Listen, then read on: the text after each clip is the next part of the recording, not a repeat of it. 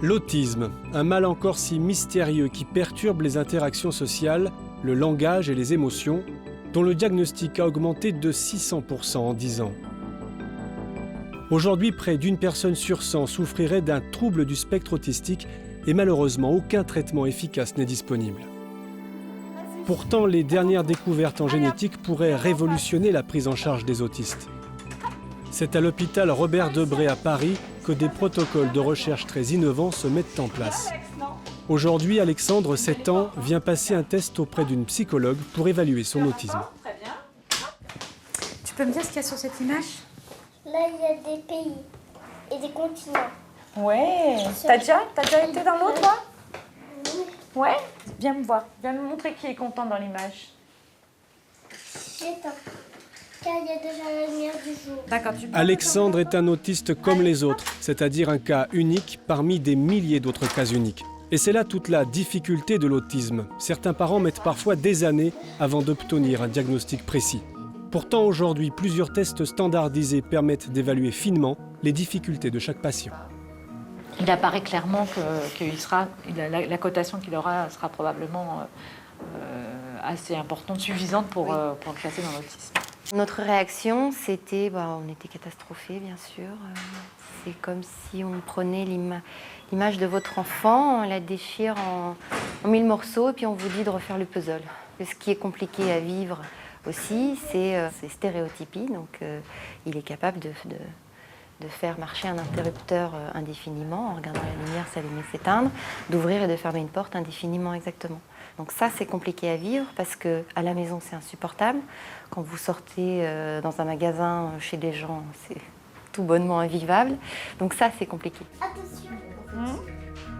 Les cliniciens proposent quand c'est possible des médicaments pour traiter certains symptômes et aident les parents à choisir des thérapies comportementales adaptées. Mais la mère d'Alexandre a aussi accepté de participer à une étude sur les gènes responsables de l'autisme.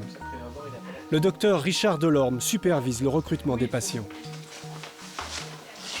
Quand je vois mes patients, je leur propose de participer à ces projets de recherche avec l'idée qu'on va pouvoir avoir une répercussion directe pour eux, c'est-à-dire l'identification des gènes ou des anomalies génétiques dans le laboratoire peut avoir un impact direct pour les patients, c'est-à-dire qu'on va pouvoir à terme essayer de leur proposer une information génétique.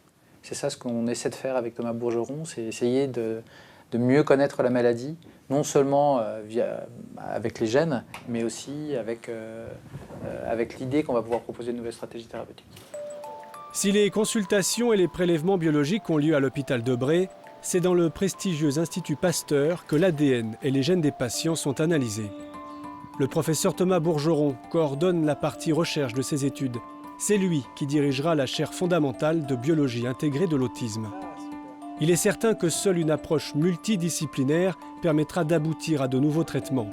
La priorité de son équipe reste de traquer les gènes de l'autisme. Maintenant, on arrive à une période extraordinaire, c'est qu'on peut identifier quasiment tous les gènes du génome et séquencer l'ensemble du génome. Donc c'est ce qu'on fait pour certaines familles, en particulier des familles qui ont 2 enfants autistes, et on essaye de comprendre ce qui est partagé chez ces 2 enfants.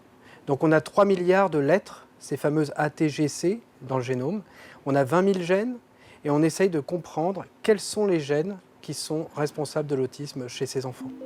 La Génopole de l'Institut Pasteur dispose des appareils les plus performants en matière de séquençage de l'ADN pour détecter la moindre variation dans le patrimoine génétique des autistes. Ici, ce sont les résultats qu'on reçoit de la Génopole, les analyses génétiques.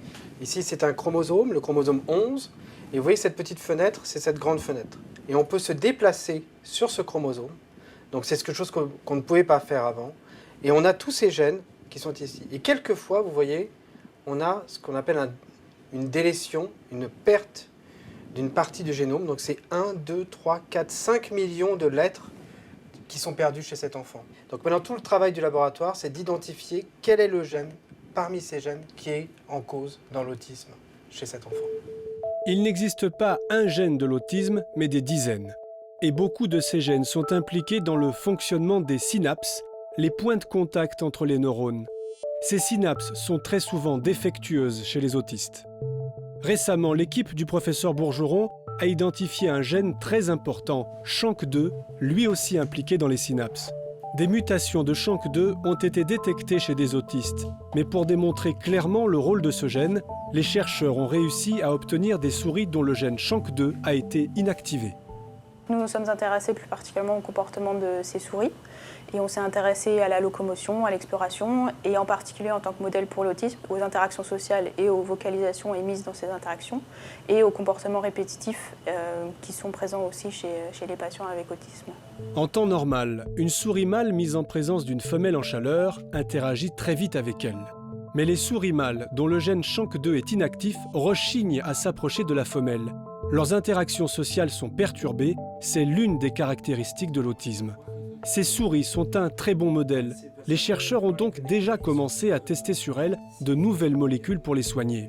L'objectif est bien sûr d'amener un jour ces traitements chez l'homme, mais la route est longue. La génétique de l'autisme est une science très jeune. Pourtant, elle apporte un espoir fantastique pour tous les patients, à condition que les scientifiques puissent bénéficier des moyens de leurs ambitions. Évidemment, cette recherche coûte cher. Elle coûte cher pour les patients, pour explorer les patients sur la clinique, sur comment sont les patients, mais aussi elle coûte très cher sur le plan génétique. Et ce que nous offre la Fondation Bettencourt-Schœller, c'est la possibilité non pas d'étudier quelques patients, mais d'étudier beaucoup plus de patients. Et ça va nous permettre de voir si ce que l'on trouve chez certains patients est une généralité pour les autres patients avec autisme. Ça va nous permettre aussi de mieux comprendre quels sont les problèmes spécifiques de chaque patient pour, on espère dans le futur, avoir une médecine personnalisée, c'est-à-dire accessible à chaque patient, pour chaque patient.